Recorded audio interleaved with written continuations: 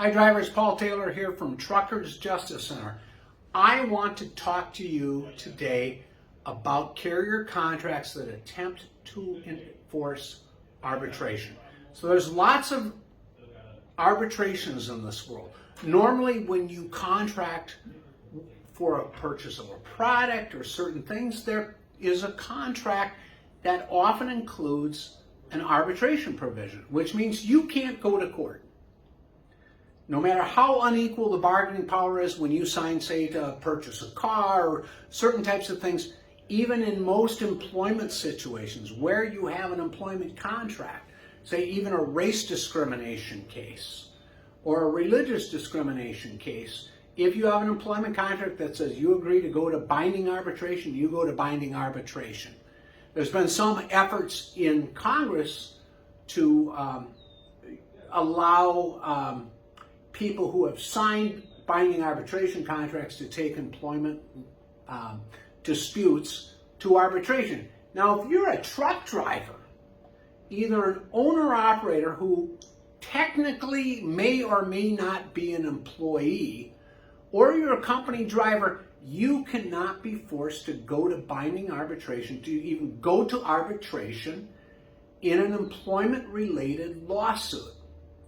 And here's a case you should know. Thanks to our old friends at Prime in Springfield, Missouri, we got some more Supreme Court precedent.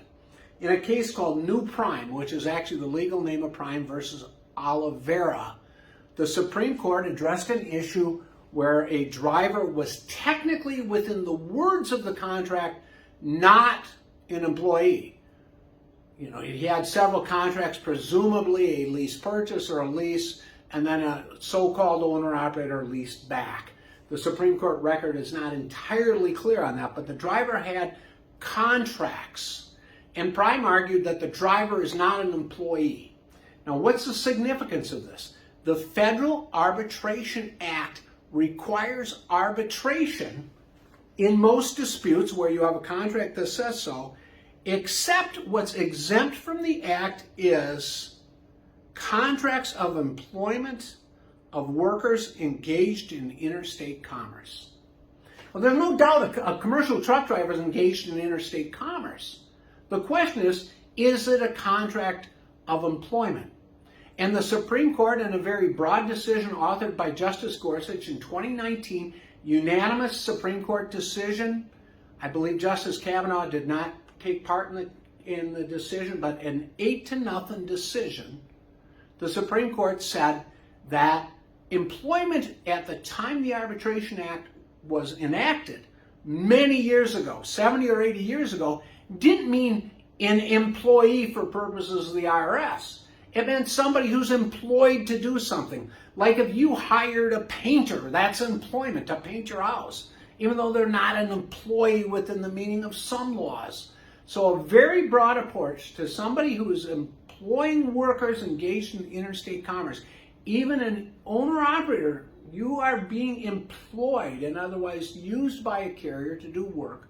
You cannot be compelled to go to arbitration in a dispute that involves your employment in the very broadest sense.